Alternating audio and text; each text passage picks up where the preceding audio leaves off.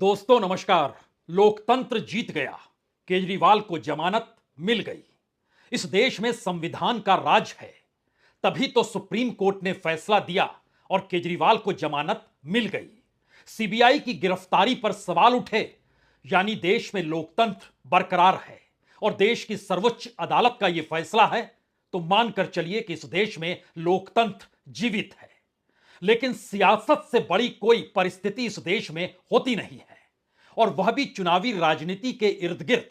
अगर इस देश की कानून व्यवस्था चलने लग जाए तो फिर जान जाइए कि दरअसल चुनाव से बेहतर और शायद सबसे ताकतवर स्थिति कोई दूसरी होती नहीं है। इसीलिए यह एक संयोग है या फिर मौजूदा वक्त की एक ऐसी हकीकत है जिसमें यह देश बार बार हर फैसले को लेकर आंखें मूंद लेना चाहता है। यह आज समझने की जरूरत है। केजरीवाल जेल में थे तो जेल के बाहर शोर मचता रह गया कि केजरीवाल अपने पद से इस्तीफा देते क्यों नहीं है, और वो बतौर मुख्यमंत्री अगर जेल में है तो कल तो कोई भी अपराधी जो आरोपी होगा वह जेल के भीतर जाकर भी अपने पुराने पद पर कायम रहेगा और कोई उसे रोक नहीं पाएगा। यानी जेल में रहते हुए केजरीवाल मुख्यमंत्री और जमानत मिलने के बाद केजरीवाल मुख्यमंत्री के कार्यालय जा नहीं सकते हैं। जी, यह फैसला सुप्रीम कोर्ट का है। जमानत देते हुए यह फैसला सुप्रीम कोर्ट ने किया है। सुप्रीम कोर्ट में 2 जजों की बेंच बैठी। उन 2 जजों की बेंच ने जो फैसला दिया उसमें एक जज ने कहा कि दरअसल सीबीआई की गिरफ्तारी अनुचित थी, यानी जब केजरीवाल को गिरफ्तार किया गया वह सही नहीं था। दूसरे जस्टिस ने कहा जी नहीं, वह बिल्कुल सही था। जस्टिस सूर्यकांत अपने फैसले में लिखते हैं कि सीबीआई ने सही तरीके से गिरफ्तार किया। जिन आरोपों के तहत गिरफ्तार किया उसे जो जांच करनी थी वह बिल्कुल सही था। और दूसरी तरफ जस्टिस उज्जवल भुइयां लिखते हैं अपने फैसले में कि जी नहीं, केजरीवाल की गिरफ्तारी पूरे तरीके से अनुचित थी और यह फैसला सही नहीं था। यानी सीबीआई के कामकाज को लेकर एक जज उंगली उठा रहा है, दूसरा जज उस उठाई हुई उंगली को नीचे झुका रहा है। लेकिन दोनों जजों ने कहा कि इस मौके पर जमानत मिलनी चाहिए। सीबीआई कह रही है कि जमानत नहीं मिलनी चाहिए, सीबीआई की गिरफ्तारी सही है, यह एक जज कह रहे हैं। और वो जज कह रहे हैं कि जज को आश्रय दूसरे जज ने जो कहा है उससे उलट परिस्थिति रखते हुए वो कहते हैं जमानत मिलनी चाहिए। यानी सहमति दोनों जजों की थी, जमानत मिलनी चाहिए। बात यह नहीं है, बात यह है कि दरअसल केजरीवाल को यह चुनावी जमानत मिली है। दिल्ली के सचिवालय में वो नहीं जा सकते हैं जो सीएम का दफ्तर होता है। सीएम के दफ्तर पहुंचकर वो किसी फाइल पर साइन नहीं कर सकते हैं, जो इस दौर में फैसला लेने की जरूरत है शायद दिल्ली सरकार को है।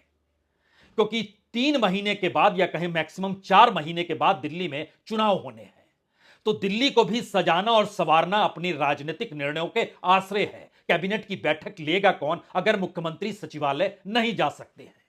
यह इस फैसले के आइन में है कि जेल में रहता हुआ शख्स मुख्यमंत्री है और जेल से बाहर आया हुआ शख्स जमानत पर है, और वह चुनावी जमानत पर है क्योंकि 20 दिन का वक्त हरियाणा के चुनाव प्रचार का बचा है। इस 20 दिनों में ऐसा चुनाव प्रचार धुआंधार तरीके से करना है कि हरियाणा की पूरी राजनीति एक झटके में उस परिस्थिति में लाकर खड़ी कर जाए जहां पर एक त्रिशंकु विधानसभा की परिस्थिति बनकर आ जाए। अब इसके घटनाक्रम को एक एक बारीकी के साथ परखना शुरू कीजिए। ठीक 8 दिन पहले सुप्रीम कोर्ट जब सुनवाई कर रहा था केजरीवाल की जमानत को लेकर, तो बड़ी लंबी बहस चली। बड़ी लंबी बहस का मतलब यह है कि सुबह से जो बहस शुरू हुई वह दोपहर के भोजन में रुकी और फिर भोजन के बाद फिर सुप्रीम कोर्ट बैठी और पूरा मौका दिया गया दोनों तरफ के तमाम वकीलों को कि आप अपनी बात को रखिए। सरकारी वकील ने भी अपनी बात रखी और दूसरी तरफ सिंघवी साहब ने भी अपनी बात रखी, जो कि दिल्ली सरकार की तरफ से केजरीवाल की पैरवी कर रहे थे। और यह माना गया कि लगभग 5 घंटे तक किसी चर्चा के बाद सुप्रीम कोर्ट अब तो फैसला दे देगा। यह 8 दिन पहले का किस्सा है। उस दिन का किस्सा है जब दिल्ली के भीतर कांग्रेस की बैठक हुई और उसके बाद एक शोर निकल कर आया कि केजरीवाल यानी आम आदमी पार्टी के साथ सीटों पर समझौता हरियाणा में करना चाहिए। यह मैसेज जाना चाहिए कि इंडिया गठबंधन एक साथ है और किसी भी राज्य में वो अलग अलग नहीं है। उस मामले को कितना केजरीवाल की पार्टी आम आदमी ने तूल दिया या फिर कांग्रेस ने तूल दिया, उससे ज्यादा बड़ा तूल बीजेपी ने यह कहकर देना शुरू किया। ये कैसे गठबंधन है, ये इंडिया गठबंधन का मतलब क्या है? दिल्ली में लोकसभा के चुनाव में गठबंधन करते हैं और पंजाब में नहीं करते हैं। अब दोबारा ये परिस्थिति आकर खड़ी हो गई कि अब यहां पर गठबंधन करेंगे, वहां नहीं करेंगे। तो ये गठबंधन नहीं है, ये दरअसल आपस में राजनीतिक सौदेबाजी की एक ऐसी परिस्थिति है जिसमें हर किसी की अपनी राजनीतिक जमीन बचाने की लड़ाई है। ये इंडिया गठबंधन है ही नहीं, और इसको लेकर बीजेपी के तमाम नेताओं ने अटैक किया। लेकिन उस वक्त तक लगातार यह बात चल रही थी कि राघव चड्ढा बातचीत कर रहे हैं, कभी वो मुलाकात कर रहे हैं जो प्रभारी हैं हरियाणा के बावरिया जी, उनसे मुलाकात कर रहे हैं, कभी वो केसी वेणुगोपाल से मिल रहे हैं जो जनरल सेक्रेटरी हैं, कभी वो अध्यक्ष मल्लिकार्जुन खड़गे से भी मुलाकात हुई, संजय सिंह की भी मुलाकात हुई। संजय सिंह ने भी कहा हां हां किसी भी हालत में अच्छी बात है, यह मैसेज आया है कि गठबंधन होना चाहिए। इस पूरी प्रक्रिया के भीतर सुप्रीम कोर्ट ने फैसला सुरक्षित रखा 8 दिन पहले, यह कहकर कि हम आपके सामने फैसला सुनाएंगे जब सारी चीजें अनुकूल हो जाएंगी। यह अनुकूल होने की परिस्थिति क्या थी, अब इस पर गौर कीजिए। कल आधी रात के बाद, यानी जो 11 तारीख की रात थी, 11:25 पर वो लिस्ट आती है कांग्रेस की, और उसके बाद दिन जब बीत जाता है, रात 12:20 पर एक और लिस्ट आती है कांग्रेस की, और उसके बाद यह साफ हो जाता है कि क्योंकि यह कहा जा रहा था कि 6 और 7 सीटों पर समझौता आम आदमी पार्टी के साथ हो जाएगा। 6 और 7 सीटें कम थी, 81 सीटों तक की जानकारी 11 तारीख को रात 12 बजे आ गई, और 12 तारीख को आखिरी दिन था नॉमिनेशन का, और दिन पलटा 12 बजे 12:20 में आई, और सुबह होते होते 2 और सीटों की जानकारी आ गई, यानी 88 सीटों की जानकारी अपने तौर पर कल सुबह तक दे डाली थी। अब सुबह तक दी और सुप्रीम कोर्ट में लिस्टेड नहीं था कि आज सुनवाई होगी, तो सुप्रीम कोर्ट ने वह सुनवाई आज रखी, और आज जब सुनवाई शुरू हुई तो कोई वक्त नहीं लगाया यह कहने से कि केजरीवाल को जमानत मिल जानी चाहिए और वह चुनाव प्रचार कर सकते हैं। और अब के लिहाज से समझिए तो 20 दिन का चुनाव प्रचार का वक्त बचा हुआ है। इस दौर में दिल्ली के मुख्यमंत्री अरविंद केजरीवाल की पत्नी हो या फिर तमाम जो भी नेता, इवन मनीष सिसोदिया भी हो, वो लगातार हरियाणा में नजर आ रहे थे। इस दौर में वो चुनाव प्रचार करते रहे, और इस बात को लेकर लगातार बड़ी ठसक के साथ, और मनीष सिसोदिया हो इस बात का जिक्र करते रहे, मैं बाहर निकल कर आया हूं तो गारंटी लेता हूं कि अब केजरीवाल भी बाहर निकलेंगे। और यह माना गया कि दरअसल यह पूरे लोकतंत्र की जीत है, सुप्रीम कोर्ट फैसला करने वाला है, और सुप्रीम कोर्ट जब जमानत देगा तो एक डुगडुगी बजेगी कि हां, इस देश में न्यायपालिका बची हुई है।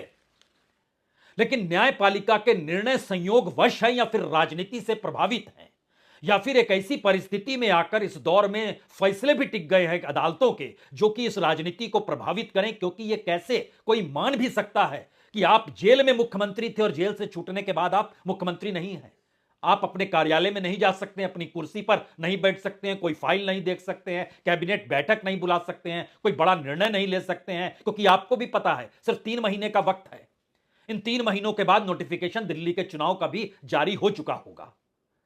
लेकिन हरियाणा की राजनीति में जैसे ही यह बात सामने आती है कि अब कांग्रेस और आम आदमी पार्टी का रास्ता अलग हो चला है, तो एक झटके में जमानत मिल जाती है। तो क्या राजनीतिक सत्ता जो मौजूदा वक्त में दिल्ली से चलती है और जिसके अधीन सीबीआई, ईडी सभी है, और इस परिस्थिति के भीतर भारत की न्यायपालिका को लेकर खास तौर से प्रधानमंत्री जब चीफ जस्टिस के घर पर पूजा पाठ के लिए पहुंचे, उसके बाद से इस देश में जो सवाल उठ रहे हैं और जो हर कोई उठा रहा है, उसमें सत्ता की निगरानी के साथ क्या मौजूदा वक्त में सुप्रीम कोर्ट के फैसले भी जाकर खड़े हो गए हैं। क्योंकि इससे पहले इस देश के भीतर में चुनाव आयोग की भूमिका कोई छुपी हुई नहीं है। लोकसभा चुनाव के भीतर की परिस्थितियों को भी अगर आप परखें तो जिस वक्त दिल्ली के भीतर गठबंधन आम आदमी पार्टी के साथ नहीं हुआ था, लोकसभा का चुनाव था, उस दौर को भी याद कर लीजिए। उस दौर में केजरीवाल को जमानत चुनावी जमानत के तौर पर दी गई थी और चुनावी प्रचार के लिए एक वक्त दिया गया था कि आप इतने दिन तक, आपको दिल्ली के चुनाव में वोटिंग होने से पहले प्रचार के दिन तक आपको जमानत दी जा रही है। यानी दिल्ली के मुख्यमंत्री चुनावी जमानत पाते हैं, और वो लोकसभा के भीतर भी जब चुनाव हो रहा था तब भी चुनावी जमानत मिलती है। हालांकि उस दौर में इंडिया गठबंधन का समझौता हुआ, दिल्ली में समझौता हुआ और तय हुआ कि 4 सीटों पर आम आदमी पार्टी लड़ेगी, 3 सीटों पर कांग्रेस लड़ेगी, हालांकि एक भी सीट जीत नहीं पाए, लेकिन उस दौर के घटनाक्रम में यह माना गया कि शायद गठबंधन ना हो, और गठबंधन ना हो तो फिर कोई भी ऐसा रास्ता निकल कर आए जिससे वोटों का बंटवारा, जो बीजेपी के खिलाफ एकमुश्त वोट पड़ते हैं, वो बट जाएंगे। तो जमानत दी गई। चुनाव प्रचार केजरीवाल ने बाखूबी किया। और अगर उस दौर को फिर याद कीजिए, वो तारीख 10 मई की थी, उसके बाद की परिस्थितियों को आप याद कीजिए, तब आप समझ पाएंगे कि दिल्ली में बाकायदा प्रचार करते वक्त राहुल गांधी ने भी केजरीवाल के साथ मंच शेयर नहीं किया था। जबकि केजरीवाल की रैली चल रही थी, मंच से संबोधन चल रहा था, और दिल्ली में भी राहुल गांधी ने एक रैली की और मंच से संबोधन किया, लेकिन उस मंच पर केजरीवाल नहीं, केजरीवाल की मीटिंग में राहुल गांधी नहीं। सियासत का इस अनूठे खेल में क्या वाकई सुप्रीम कोर्ट के फैसले और जमानत और चुनावी जमानत को जोड़ा जा सकता है? लोकसभा में हुआ। लोकसभा में जब वो बाहर निकले तो दो ही बड़े बयान उस वक्त केजरीवाल ने दिए थे। पहला बयान था, यह चुनाव में वोट देश के गृहमंत्री अमित शाह के लिए मोदी मान रहे हैं, क्योंकि अब वो इस पद से हटेंगे। ये कयास आज भी लगते हैं राजनीतिक तौर पर। और दूसरी परिस्थिति, उन्होंने कहा था कि इलेक्शन के बाद योगी आदित्यनाथ को हटा दिया जाएगा, और ये कयास भी आज भी लगते हैं योगी आदित्यनाथ को लेकर दिल्ली और लखनऊ की तिकड़मों के बीच। और टकराव में वही अमित शाह और वही योगी आदित्यनाथ, और इन्हीं दोनों को लेकर वक्तव्य दिया गया था लोकसभा चुनाव के वक्त जब केजरीवाल बाहर आए थे। लेकिन मौजूदा परिस्थितियों में जो फैसला आया है वो इतने अंतर्विरोधों के साथ है कि लोकतंत्र की जीत हुई, सुप्रीम कोर्ट का फैसला है, संविधान बचा रह गया, सीबीआई ठीक तरीके से काम नहीं करती है, सीबीआई ने सबको फंसाया। इस पूरी प्रक्रिया के भीतर चाहे संजय सिंह की जमानत हो, चाहे मनीष सिसोदिया की जमानत हो, चाहे के कविता की जमानत हो, चाहे विजय नायर की जमानत हो, और अब केजरीवाल की जमानत हो, इन तमाम परिस्थितियों के भीतर का दो सच तो साफ है। पहला सच, जो पूरा शराब घोटाले थे उसको लेकर सरकार या कहे सीबीआई और ईडी के पास कोई ऐसे पुख्ता सबूत है ही नहीं, ये माना जा सकता है। तो फिर उसने जेल में क्यों रखा? किसी को 5 महीने, किसी को 6 महीने, किसी को 6.5 महीने। ऐसी परिस्थिति में जेल में रखकर जब उन्हें रिहा किया जाता है तो इसके मतलब मायने उनके राजनीतिक तौर पर फायदे उठाने और राजनीतिक तौर पर घाटा पहुंचाने की ही परिस्थितियां होंगी। क्योंकि डिप्टी सीएम तो मनीष सिसोदिया भी थे, लेकिन वो बाहर जेल से निकले तो उन्होंने डिप्टी सीएम के पद की शपथ नहीं ली। किसने रोक रखा था? क्या जेल से यह आदेश था मुख्यमंत्री का? क्योंकि मुख्यमंत्री ही आदेश देंगे, मुख्यमंत्री यानी केजरीवाल, कि डिप्टी सीएम के पद को आप संभालिए और इस दौर में तमाम राजनीतिक परिस्थिति को देखिए। लेकिन वह भिड़ गए चुनाव की प्रक्रिया में, और उन्होंने माना कि चुनाव से बड़ा कुछ भी नहीं होता है। और सरकार तो काम कर रही है, चाहे वो आतिशी हो या सौरभ भारद्वाज हो, ये संभाले हुए हैं, दर्जनों मंत्रालय इनके पास हैं। अगर ऐसी परिस्थिति थी तो फिर दिल्ली के भीतर एक ही व्यक्ति को रहना चाहिए, लेकिन अलग अलग डिपार्टमेंट, और इन सब के बीच एलजी से लड़ाई। और इस पूरी प्रक्रिया के भीतर आज एलजी को भी याद इसलिए कर लीजिए, इससे पहले हम हरियाणा की दिशा में जाएं, एलजी को याद कर लीजिए कि एलजी को पावर नहीं मिलना चाहिए। यह सुप्रीम कोर्ट ने ही कहा था कि चुनी हुई सरकार है, लेकिन सुप्रीम कोर्ट ने यह भी कहा था कि एलजी को पावर मिले या ना मिले यह फैसला सरकार करे, केंद्र सरकार करे। पार्लियामेंट में बिल लेकर आए और 24 घंटे नहीं बीते बिल आ गया। तो यह एक ऐसी परिस्थिति है जिसमें इस देश के भीतर में चुनावी राजनीति को प्रभावित करने के लिए क्या फैसले लिए दिए जा रहे हैं, और उसके माताती समझौते राजनीतिक तौर पर जेल के भीतर डालने और जेल के बाहर निकालने के होते हैं। क्योंकि इस दौर में तो कश्मीर के भीतर भी जो इंजीनियर साहब हैं, जो सांसद हैं, जेल में रहते हुए चुनाव लड़ गए। कल ही एक इंटरव्यू में कह रहे थे, मुझे तो पता भी नहीं था, मैं चुनाव जीत गया, जनता मेरे साथ खड़ी है और मैंने देखी उमर अब्दुल्ला को हरा दिया।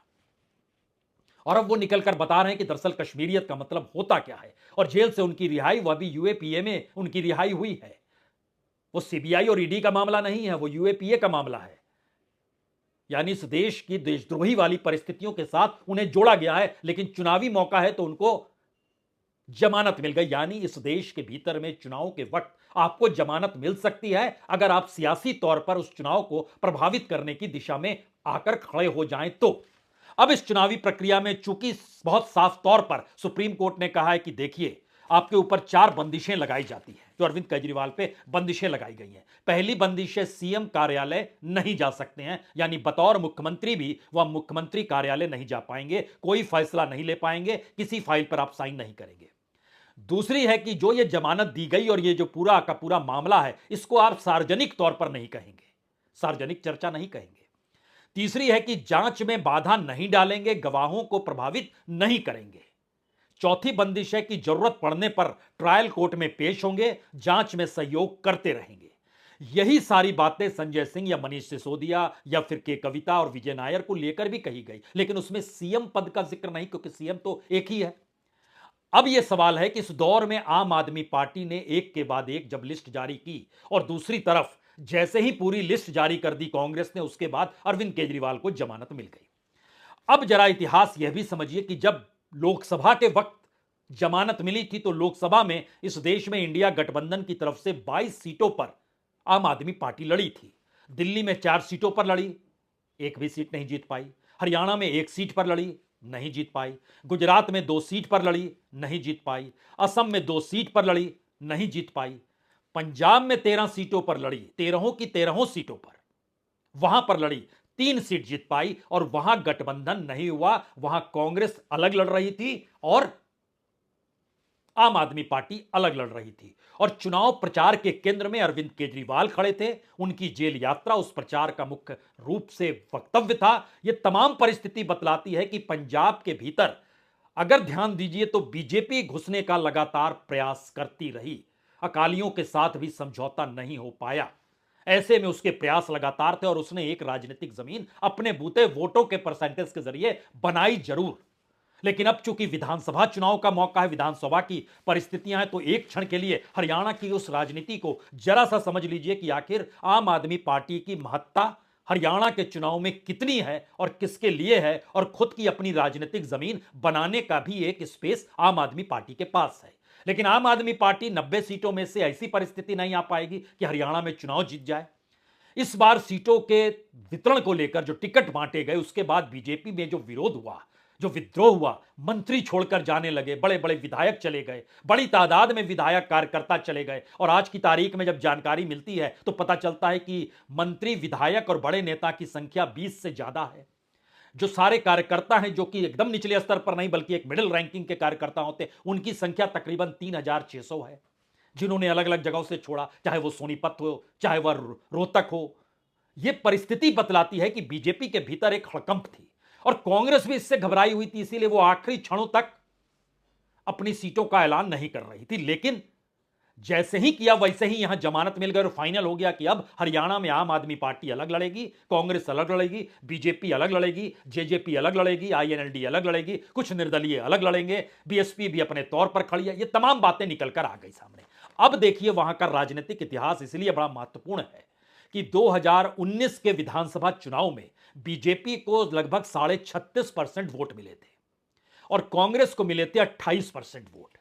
लेकिन इन दोनों से हटकर जो दूसरे राजनीतिक दल थे, जिसमें जेजेपी था, उसको मिले 15% वोट, आईएनएलडी को मिले 2.5% वोट, इंडिपेंडेंट्स को मिले लगभग 9% वोट, बीएसपी को मिले लगभग 4.21% वोट। यानी सब मिला दीजिएगा तो यह लगभग 30% से ज्यादा चला जाता है। यानी कांग्रेस से ज्यादा वोट परसेंटेज उनको मिले जो क्षेत्रीय पार्टी के तौर पर, रीजनल फोर्सेस के तौर पर चुनाव के मैदान में थे और अलग अलग पॉकेट्स में उनको वोट मिलते चले गए। तो इनका परसेंटेज 30.62%, कांग्रेस का परसेंटेज 2.508%, बीजेपी का 36.49%। यानी बीजेपी का एक वोट बैंक है। यह लोकसभा चुनाव में जब आप छलांग मारेंगे 2024 में, तो बीजेपी का परसेंटेज जो वोट सिर्फ 3% गिरा, 36 से वो 33 पर आ गई। कांग्रेस का वोट ऑफ परसेंटेज लोकसभा चुनाव में 8% गिरा, क्योंकि एक सीट पर आम आदमी पार्टी लड़ रही थी। उसे 20% वोट मिले, उस वक्त 28% विधानसभा में मिले थे। और इन सब के बीच आईएनएलडी, जिसको एक भी सीट नहीं मिली, लेकिन उसको लगभग 24% से ज्यादा, 24.11% वोट मिला। बीएसपी को लगभग वही वोट परसेंटेज 4.37, विधानसभा में उसको 4.21 मिला था, तो 10% उसको ज्यादा ही मिला लोकसभा में। और इंडिपेंडेंट कैंडिडेट्स का एक अपना रुख रहता है वहां पर।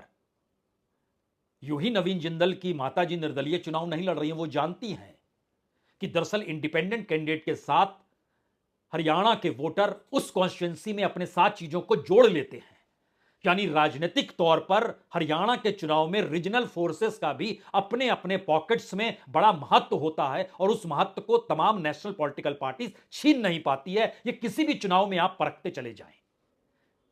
तो मैसेज बहुत साफ है कि जो रीजनल फोर्स के तौर पर बीजेपी और कांग्रेस से हटकर अभी तक थी, चूंकि उनकी साख चली गई, क्योंकि जेजेपी की साख चली गई, जो जेजेपी को पिछले विधानसभा चुनाव में तकरीबन 15% वोट मिले थे, अब उसकी साख जा चुकी है। वो वोट कहां जाएगा? वो बीजेपी के साथ तो नहीं जाएगा, वो कांग्रेस के पक्ष में क्या आ जाएगा, या फिर आम आदमी पार्टी अगर खड़ी हो जाए। आम आदमी पार्टी के जो सुर हैं वही सुर कांग्रेस के हैं, यानी बीजेपी के खिलाफ जाने वाले वोट जो हैं वह आम आदमी पार्टी के हक में जाएं। इसीलिए यह लोकतंत्र की जीत हुई है। इसीलिए सीबीआई पर नकेल कसने वाली होम मिनिस्ट्री, जिसमें अमित शाह खुद मौजूद हैं, जो राजनीतिक तौर पर अपनी तिकड़मों के आश्रय चीजों को संवारते और सजाते हैं बीजेपी के लिए, वो सीबीआई को लेकर एक जज ने कह दिया आपकी गिरफ्तारी गलत थी, लेकिन दूसरे जज ने कहा सही थी। तो आप किसको कैसे कटघरे में खड़ा करेंगे, ये अब आप सोचिए।